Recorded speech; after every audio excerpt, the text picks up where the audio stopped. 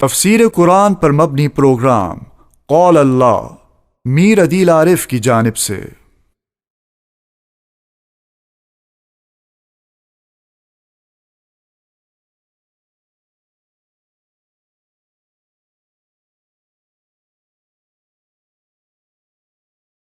بسم اللہ الرحمن الرحیم۔ پروگرام قول اللہ میں انشاءاللہ آج ہم سورہ لقمان کا چوتھا رکوع ترجمے اور تفسیر کے ساتھ پڑھیں گے۔ علی حسب ترتیب سب سے پہلے اس چوتھے اور آخری رکوع کا ترجمہ ہوگا، اس کے بعد اس کی مختصر جیسی تفسیر ہوگی۔ اعوذ باللہ من الشیطان الرجیم، بسم اللہ الرحمن الرحیم۔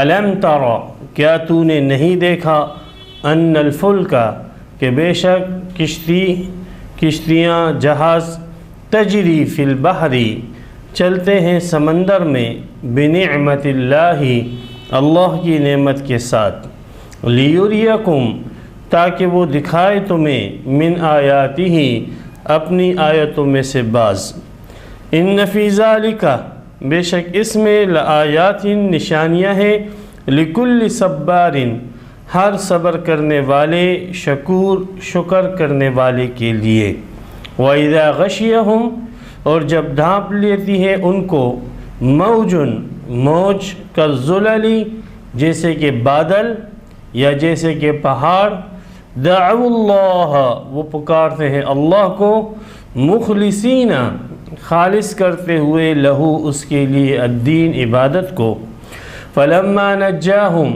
پر جب وہ انہیں نجات دیتا ہے، الی البر، خشکی کی طرف، فمنہم مقتصد، تو ان میں سے بعض بیچ کی راہ چلتے ہیں، وما یجحد بآیاتنا، اور انکار نہیں کرتے ہماری آیتوں کا، الا، مگر وہ، کل خطار، ہر وہ شخص جو بہت زیادہ دھوکے باز ہو، غدار ہو، کل خطار، مگر ہر غدار، کفور، ناشکرا۔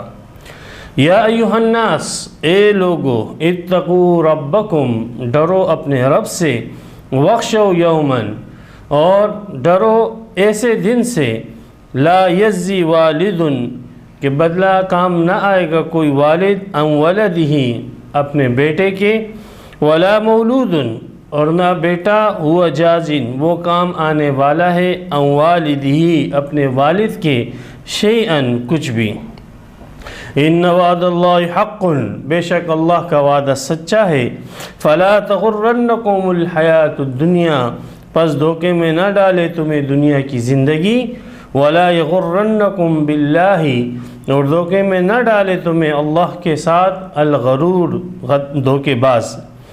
ان اللہ، بے شک اللہ، عندہ، اسی کے پاس ہے، علم الساعۃ، قیامت کا علم، وینزل الغیث، اور وہی برساتا ہے بارش، وَيَعْلَمُ، اور جانتا ہے، مَا فِي الْأَرْحَامِ، جو ہے رحموں کے اندر، وَمَا تَدْرِي نَفْسٌ، اور نہیں جانتا کوئی نفس، مَاذَا تَكْسِبُ غَدًا، کہ کل وہ کیا کمائے گا، وَمَا تَدْرِي نَفْسٌ، اور نہیں جانتا کوئی نفس، بِأَيِّ أَرْضٍ تَمُوتُ، کہ کس زمین پہ وہ مرے گا، ان اللہ، بے شک اللہ، علیم، جاننے والا، خبیر، خبردار ہے۔ یہاں پہ سورہ لقمان مکمل ہوگی اور اس کے 4 رکوع یہاں پر تام ہو گئے۔ سورہ لقمان میں اللہ سبحانہ و تعالی نے توحید کو عقلی نقلی دلائل کے ساتھ بیان فرمایا، قیامت کو ثابت کیا۔ اس رکوع کے اندر اللہ سبحانہ و تعالی نے ایک ایسی نشانی توحید پر پیش کی ہے کہ جو سب کے دسترس میں ہے۔ پیچھے جو نشانی تھی پچھلے رکوع کے اندر، وہ ایسی نشانیاں تھیں کہ وہ نشانیاں وہ ایسے لوگ دے سکتے ہیں جو کہ سائنسدان ہیں، الم تر ان اللہ سخر لکم کے اندر، جبکہ اس رکوع کے شروع میں جس نشانی کو ذکر کیا گیا ہے توحید کے اس بات پر، وہ ایسی نشانی ہے کہ جس کو ہر ایک آدمی، ایک عام آدمی بھی، ایک جاہل آدمی بھی دیکھ سکتا ہے اور سمجھ سکتا ہے۔ وہ نشانی کیا ہے؟ وہ اللہ تبارک و تعالی نے اپنے وجود، اپنی توحید، اپنی صفات، اپنے افعال پر سمندر میں بہتے ہوئے، سمندر کی لہروں میں بہتی ہوئی کشتیوں کو اللہ تعالی نے اپنے وجود اور صفات اور افعال کی دلیل بنا کر پیش کیا ہے کہ کیا تو نہیں دیکھتا ان الفلک تجری فی البحر، بے شک کشتی چل رہی ہے سمندر کے اندر۔ سمندر میں آپ ایک چھوٹا سا پتھر پھینکو تو وہ ڈوب جاتا ہے، لیکن ٹنوں بھاری جہاز، ٹنوں بھاری کشتیاں وہ سمندر کے اوپر یوں تیر رہی ہوتی ہے، یوں اس کے اوپر چل رہی ہوتی ہے، اور اتنا سامان لادے وہ چل رہی ہوتی ہے کہ وہ ڈوبنا تو درکنار، جتنے بوجھ لادو وہ ڈوبتی نہیں، اس کو آپ جتنا ڈباؤ گے وہ دوبارہ ڈوب کے نکل آئے گی۔ یہ کون ہے وہ ذات کہ جس نے پتھر کے اندر وہ کیمیائی اجزاء رکھے ہیں کہ جو پانی کے اندر ڈوب جائے؟ اور یہ کون سی وہ ذات ہے کہ جس نے لکڑی کے اندر وہ اجزاء رکھے ہیں کہ وہ پانی کے اندر نہیں ڈوبتے؟ یہ فکر ہے، دعوت فکر ہے۔ وزن کے اعتبار سے دیکھیں، لکڑی کا وزن زیادہ ہے اس چھوٹے سے پتھر سے، لیکن وہ چھوٹا پتھر باوجود معمولی وزن ہونے کے ڈوب رہا ہے، اور یہ بڑی بڑی کشتیاں، بڑے بڑے جہاز، بڑے بڑے جو ہے اوزان والی جہاز اور کشتیاں یہ پانی کے اوپر تیر رہے ہیں، چل رہے ہیں۔ تو یہ کس کی ذات ہے جو اپنی خدائی کا ثبوت، اپنے ہونے کا ثبوت دیتا ہے؟ وہ اللہ سبحانہ و تعالی کی ذات۔ ایک عام آدمی سمجھے اس کو، کس طریقے سے ایک معمولی پتھر ڈوب رہا ہے اور ایک بڑی کشتی جو ہے پانی پہ چل رہی ہے، وزن میں وہ زیادہ ہے وہ کم، کون سے کیمیائی اجزاء ہے جو اس میں ہے اس میں نہیں ہے؟ اس میں کیوں نہیں رکھے ہیں اور اس میں کیوں رکھے ہیں؟ ہاں، کون سی ذات ہے جس نے اس کو ترجیح دی ہے، اس کو پیچھے کر دیا؟ جس نے لکڑی کے اندر وہ اجزاء رکھے ہیں کہ وہ پانی کے اندر نہ ڈوبیں، اور جس نے جو ہے وہ پتھر کے اندر وہ اجزاء نہیں رکھے ہیں کہ وہ پانی میں نہ ڈوبے؟ اور کون سی وہ ذات ہے کہ جس نے پتھر میں وہ اجزاء رکھے ہیں اور لکڑی کے اندر وہ اجزاء نہیں رکھے؟ کوئی تو ہے، کوئی تو ہے جس کے ہاتھ میں یہ سارا کارخانہ ہے، اور جو ذات ہے اسے مسلمان اللہ کہتے ہیں۔ یہ سب چیزیں اتفاقاً نہیں ہیں، کوئی چیز اتفاقاً نہیں ہے۔ اتنے منظم طور پر اس کے اندر کیمیائی اجزاء کا رکھنا اور اس میں نہ رکھنا، یہ کوئی ذات ہے۔ تو ایک تو عوام کے لیے کشتیوں کا سمندر میں چلنا، یہ خود بڑی نعمت ہے۔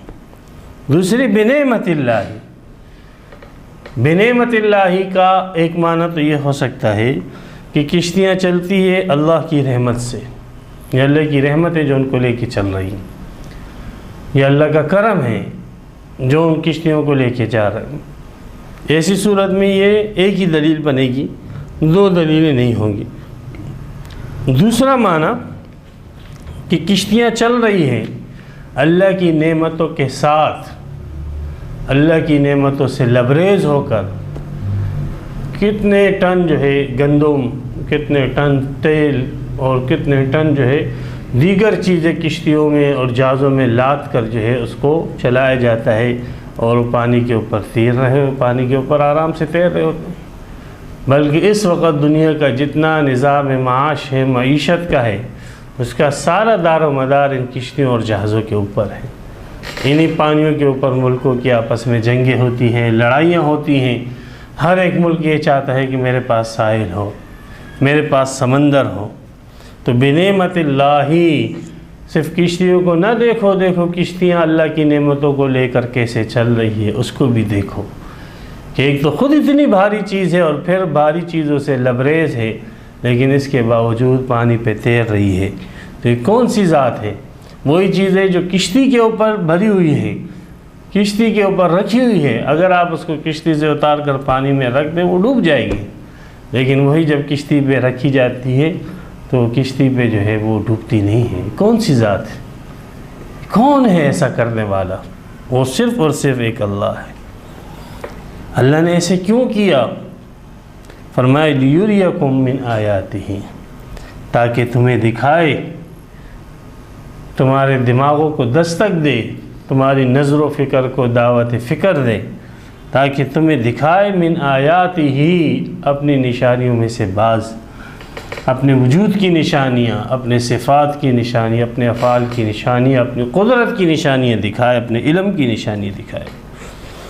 لیکن ان نشانیوں میں غور و فکر کون کرتے ہیں؟ ہر آدمی نہیں، کشتیاں جا رہی ہے سامان، کون غور کرتا ہے؟ ان چیزوں کے اندر غور کرنے والا وہ شخص ہے لِكُلِّ صَبَّارٍ إِنَّ فِي ذَلِكَ لَآيَاتٍ، ہر صبر کرنے والا، صبار بہت زیادہ صبر کرنے والا، جو تکلیفوں کے اوپر صبر کرتا ہے، جو مصائب اور پریشانی کے اوپر صبر کرتا ہے، پریشانی کی حالت میں صبر کرنے والا، شکور اور اچھی حالت میں اللہ کا شکریہ ادا کرنے والا، اللہ کا احسان ماننے والا، ایسا شخص کہ جو تکلیف میں صبر کرے اور خوشی کی حالت میں اللہ کا احسان مانے، اس کے لیے ان چیزوں کے اندر نشانیاں ہیں، وہ ان چیزوں سے نشانیاں سمجھتا ہے۔ ورنہ جس میں یہ کوالٹی نہیں ہے صبر اور شکر کی، اس کے اندر یہ چیزیں نہیں۔ صبر اور شکر کی کوالٹی بہت اہم کوالٹی۔ نبی اکرم صلی اللہ علیہ وسلم فرمایا ایمان کے دو حصے ہیں، ایک حصہ صبر ہے تو دوسرا حصہ شکر ہے۔ آپ علیہ السلام فرمایا مومن کی عجیب حالت ہے، تکلیف پہنچتی ہے صبر کرتا ہے، صبر کرنے والے صابرین میں شمار ہو جاتا ہے، اور راحت پہنچتی ہے تو اللہ کا شکر ادا کرتا ہے، شاکرین میں شمار ہو جاتا ہے۔ تو ایمان والوں کے لیے، صبر کرنے والے اور شکر کرنے والوں کے لیے ان چیزوں میں اسے اللہ کی وجود اور اس کی توحید اور اس کے صفات کی نشانیاں نظر آتی ہیں۔ وَإِذَا غَشِيَهُمْ مَوْجٌ، اب یہ ایک مزید دلیل، یہ بھی عوامی دلیل ہے، یہ جیسے پیچھے سائنس کے مطابق دلیل دی گئی اور ان لوگوں کے یہود اور نصارہ کی کتابوں سے لے کر دلیل دی گئی اور پھر فلکیات سے دلیل دی گئی، ان سب چیزوں سے اللہ سبحانہ و تعالی کی وجود اور توحید پر دلیل دی گئی تھی۔ اب یہاں سے عوامی انداز سے دلیل، الزامی دلیل دی جا رہی ہے کہ یہ جو ہندو ہیں اور یہ جو مشرکین ہیں اور یہ جو عیسائی ہیں، جو زمین پر کئی الہ بنا کر بیٹھے اور ان کی پوجا پاٹ کرتے ہیں، ان کی حالت یہ ہے کہ جب سمندر میں ان کے اوپر لہریں آتی ہے اور طوفان انہیں گھیر لیتا ہے اور انہیں یقین ہو جاتا ہے کہ اب تو ہم بچ نہیں سکتے ہیں، تو اس وقت یا یہودی ہو یا عیسائی ہو یا مشرک ہو یا بت پرست ہو، حتیٰ کہ جو دہری اور کمیونسٹ ہوتے ہیں، ان کی نظر بھی صرف ایک اللہ کی طرف جاتی ہے، ان کی آنکھیں بھی پھر آسمان کو دیکھتی ہیں، ان کی نظریں بھی پھر جو ہے اوپر کی طرف اٹھتی ہیں اور اللہ سبحانہ و تعالی کی طرف ان کی نگاہیں متوجہ ہوتی ہیں۔ تو اس موقع پر تم خود مان جاتے ہو کہ کوئی ذات ہے جو اس مشکلات سے ہمیں نجات دے گی۔ تو ان آتش پرست اور ان یہودی، ان عیسائی اور ان مشرکین اور یہ کمیونسٹ اور دہری، ان کی اس حالت کو جس حالت میں یہ صرف ایک اللہ کی طرف متوجہ ہوتے ہیں، اس حالت کو اللہ سبحانہ و تعالی نے اپنے وجود کی دلیل کے طور پر بیان کیا ہے کہ اس موقع پر پھر کس کو پکارتے ہو، اس موقع پر پھر کس کی طرف نظر تمہاری جاتی ہے؟ وہ ایک اللہ ہی کی ذات ہے۔ وَإِذَا غَشِيَهُمْ مَوْجٌ، اور جب ڈھانپ لیتی ہیں ان کو موج، كَالظُّلَلِ، جیسے بادل، بہت سارے بادل ڈھانپ لے۔ زلل کا ایک معنی بادل بھی ہو سکتا ہے، ایک معنی اس کا پہاڑ کے ساتھ بھی کیا گیا ہے، دونوں معنی صحیح ہیں۔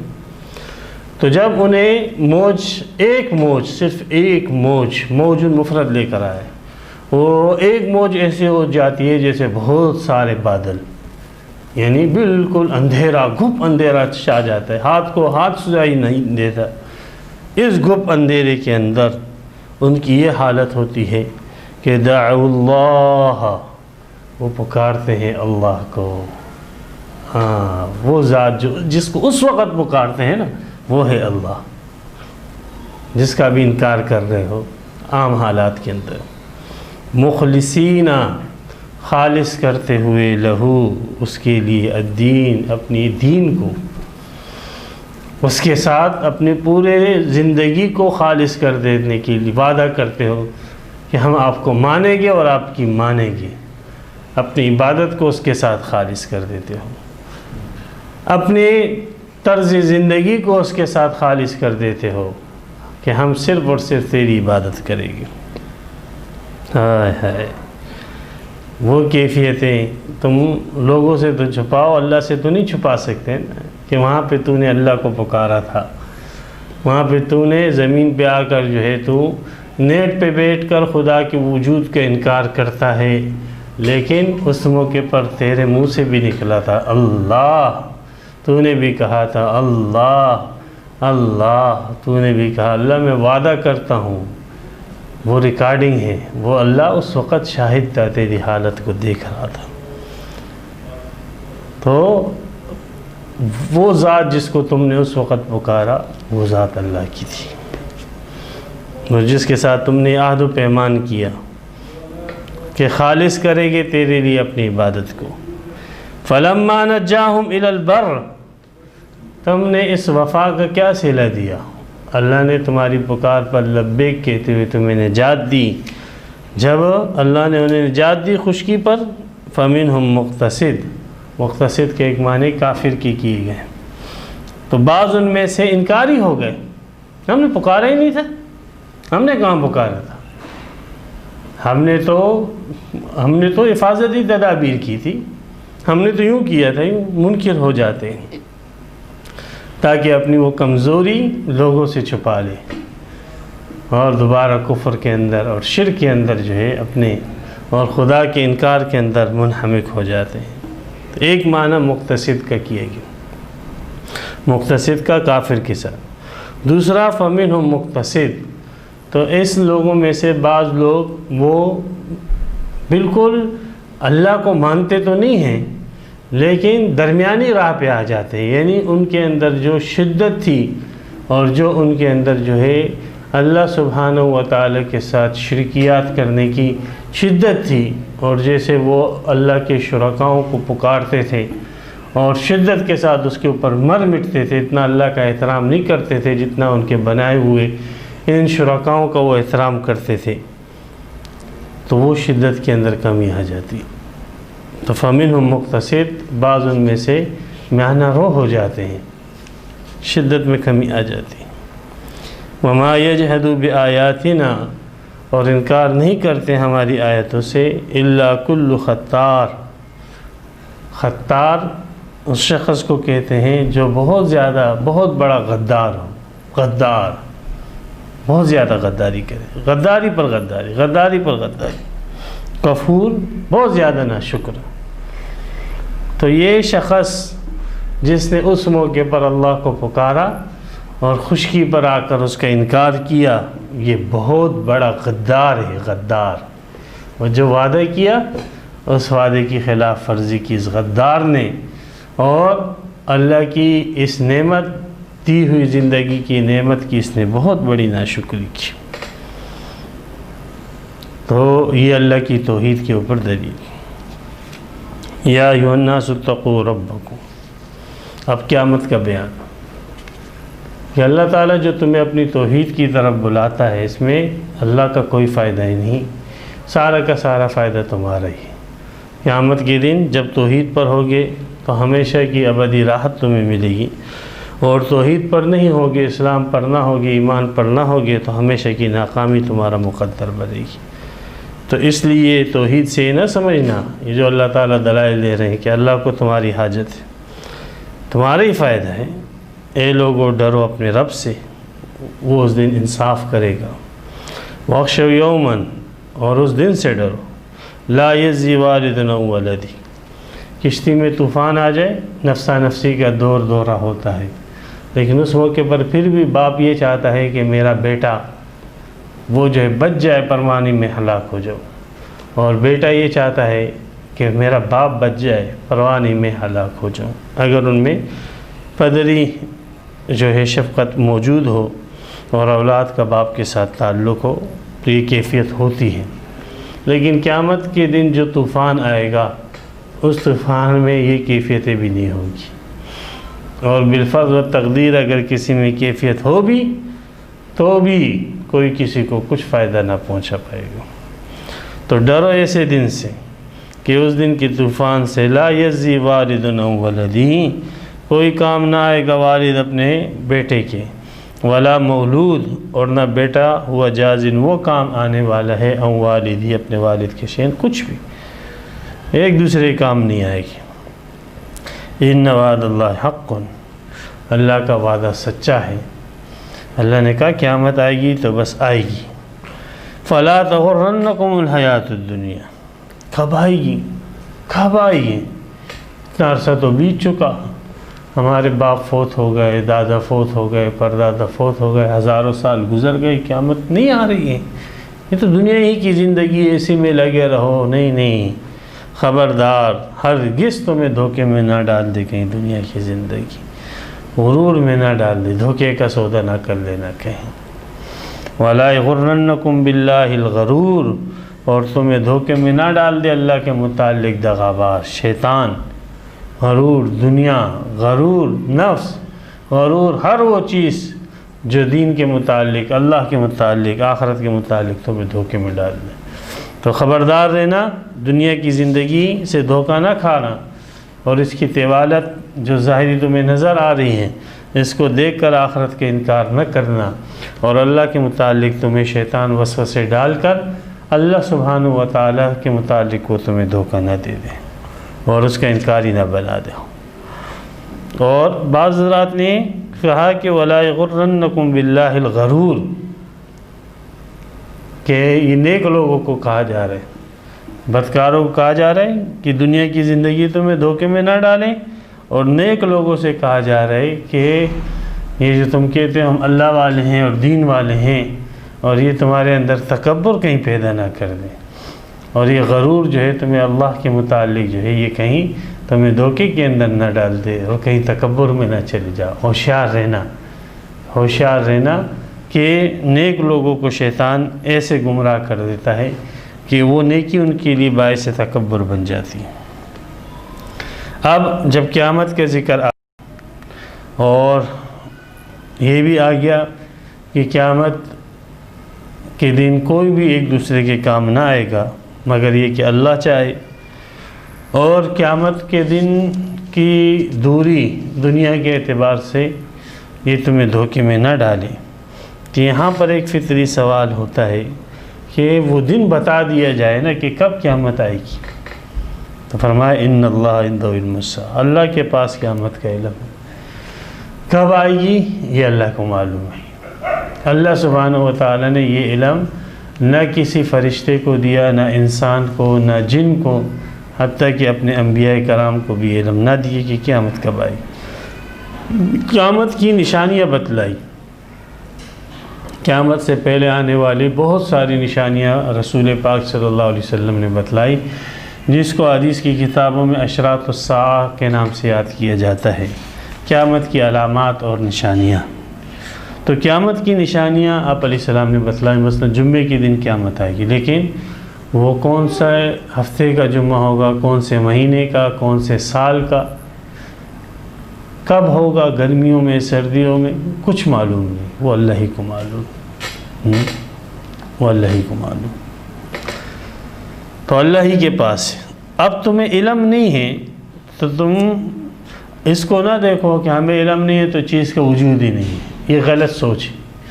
آپ کو بہت ساری چیزوں کا علم نہیں ہے، سائنس کے سینکڑوں فارمولے ہیں جو آپ کو معلوم نہیں ہیں، تو کیا ان کا وجود نہیں ہے؟ ریاضی کے سینکڑوں ایسے جو ہے قوانین ہیں جو آپ کو معلوم نہیں ہیں، الجبرا کے ایسے قوانین ہیں جو آپ کو معلوم نہیں ہیں، تو کیا ان کا وجود نہیں ہے؟ آپ کا عدم علم اس بات کی دلیل نہیں ہے کہ اس چیز کے وجود ہی نہ ہو۔ اللہ کو علم ہے، اور اللہ کے لیے قیامت لانا کوئی مشکل نہیں ہے۔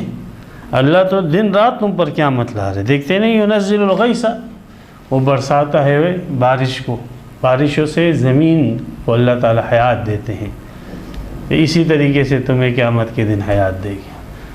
جو بارشوں سے زمین کو حیات دے تو اس کے لیے کیا مشکل ہے تمہیں حیات دینا؟ تو اللہ تعالیٰ کی قیامت کے اوپر قدرت کو دلیل ینزل الغیث بنایا گیا۔ وَيَعْلَمُ مَا فِي الْأَرْحَامِ، اور وہ جانتا ہے جو کچھ رحموں میں ہے، جتنے جانوروں کی رحموں میں، جتنے حشرات الارض کی رحموں میں، اور جتنے جو ہے سمندری جانوروں کے رحموں میں، جتنے انسانوں کے رحموں میں، جو کچھ ہے اس کو اللہ سبحانہ و تعالی جانتا ہے۔ یہ علم اللہ تعالی نے کسی کو نہیں دیا۔ تو اب ان سب چیزوں کے رحموں میں کیا ہے، آپ کو اس کا علم نہیں، تو کیا اس چیز کا اب انکار کر دیا جائے کہ ان کے رحموں میں کچھ بھی نہیں؟ اللہ کا علم ایسا ہے، اللہ کی قدرت ہے، اللہ کا علم ہے۔ تو ينزل الغیث کو اللہ نے اپنے قیامت کی قدرت کے لیے دلیل بنایا۔ وَيَعْلَمُ مَا فِي الْأَرْحَامِ، اپنے علم کو اللہ تعالیٰ نے قیامت کے لانے پر، قیامت کے دن اللہ تعالیٰ کو علم ہے کہ کس کا کون سا حصہ ہے، کون سا جز ہے، اور اللہ سبحانہ و تعالیٰ اس سے ایک انسان کو جو ہے اپنی پرانی حیت پر جو ہے بنا دے گا، اور انسان جو ہے دوبارہ زندہ ہو جائے گی، وہ اس کا علم ہے، ہمیں علم نہیں۔ وَمَا تَدْرِي نَفْسٌ مَاذَا تَكْسِبُ غَدًا، ہمارے علم کی تو یہ حالت ہے کہ کسی جان کو یہ بھی معلوم نہیں ہے کہ اس نے کل کیا کمانا ہے، اپنی زندگی کے متعلق ہمیں معلومات نہیں ہے۔ تو کل ہمیں جو کچھ کرنا ہے، جو اچھائیاں، جو برائیاں، جو اعمال، جو افعال، جو اقوال کل ہمیں کرنے ہیں، تو آج ہمیں اس کا علم نہیں ہے، تو کل جو کام ہونے ہیں تو ان کا وجود ہی نہیں رہے گا۔ ہاں، اسی طرح وَمَا تَدْرِي نَفْسٌ بِأَيِّ أَرْضٍ تَمُوتُ، کسی نفس کو نہیں معلوم کہ کس زمین میں اسے مرنا ہے۔ یہ دو چیزیں ایسی ہیں کہ جو اللہ تبارک و تعالیٰ نے اس بات پر دلیل دی کہ تمہارا عدم علم عدم وجود کی دلیل نہیں ہے۔ تو اللہ تعالیٰ کے پاس قیامت کا علم ہے، تمہیں تمہارے پاس جو ہے کوئی علم نہیں ہے۔ اللہ قیامت پر قدرت رکھتا ہے، بارش برسا کر اللہ زمین کو سرسبز اور شاداب کر دیتے ہیں، یہ قیامت کی دلیل ہے۔ اور بچہ دانیوں میں کیا ہے اللہ تعالیٰ جانتے ہیں، تمام حیوانات کی بچہ دانیاں مؤنثوں کی، اس میں کیا ہے اللہ تعالیٰ جانتے ہیں، اللہ کا علم ہے۔ اور تمہارا علم تو اتنا محدود ہے کہ تمہیں اپنے کل کی خبر نہیں، تمہیں اپنے موت کی جگہ کی خبر نہیں۔ ہاں، عام طور پر تو انسان کا یہ گمان ہوتا ہے، یار میں ادھر ہی رہ رہا ہوں، یہیں پر مروں گا، تمہیں یہ بھی پتہ نہیں کہ تم یہیں پر مرو گے یا کہیں اور مرو گے۔ یہ سارا کا سارا علم ہے تو صرف ایک اللہ کے پاس ہے، ان اللہ علیم خبیر۔ تو اس آیت کے اندر 5 چیزیں ذکر کی گئی ہے، قیامت کا علم، بارش برسانا اللہ کا فعل، بچہ دانی کے اندر کیا ہے، اور کل کیا انسان کمائے گا، اور کسی نفس کو نہیں معلوم کہ وہ کہاں مرے گا۔ ان سب چیزوں کا علم اللہ کے پاس ہے، اور تمام غیوب کا علم اللہ کے پاس ہے۔ ان 5 چیزوں کو جو یہاں پر ذکر کیا گیا ہے، یہ حصر کے لیے نہیں کہ صرف ان 5 چیزوں کا علم اللہ کے پاس، تو قُلْ لَا يَعْلَمُ مَن فِي السَّمَاوَاتِ وَالْأَرْضِ الْغَيْبَ إِلَّا اللَّهُ وَمَا يَشْعُرُونَ أَيَّانَ يُبْعَثُونَ۔ ہر چیز کے غیب کا علم جو ہے وہ اللہ کے پاس ہے۔ مخلوق کو اگر کچھ علم حاصل ہوتا ہے تو اللہ کے بتانے سے حاصل ہوتا ہے۔ انبیاء کو اللہ تعالیٰ وحی کے ذریعے سے بتلا دیتے ہیں، اور نیک لوگوں کو الہام اور کشف کے ذریعے سے اللہ تعالیٰ آگاہ کر دیتے ہیں، اور عام انسانوں کو تجربے اور حواس کے ذریعے سے ایک چیز پر آگاہ کر دیتے ہیں۔ تو حقیقتاً علم اللہ کے پاس ہے، جو بغیر کسی واسطے کے ہیں، بغیر کسی وسیلے کے ہیں۔ مخلوق کے پاس جو بھی علم ہے وہ اللہ کا دیا ہوا ہے۔ تو یہاں پر ان 5 چیزوں کا ذکر اس خاص قیامت کے مضمون کے اعتبار سے ہے، نہ کہ حصر کے اعتبار سے۔